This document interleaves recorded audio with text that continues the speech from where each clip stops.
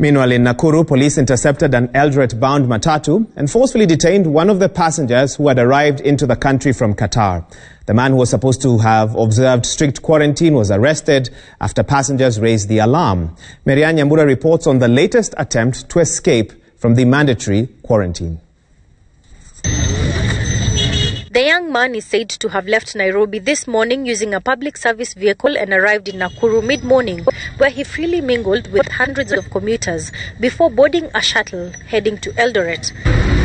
But upon reaching Mau Summit, the passengers who were on board overheard a phone call between the patient and another recipient. The call, according to the passengers, revealed that the patient had just recently jetted back into the country. The person, we realized that he came on Sunday, and therefore this is one of the persons that is supposed to be at a quarantine, and he told us that he was advised at the airport not to use the public means but to use private means, but instead of using the private means, he used the public means.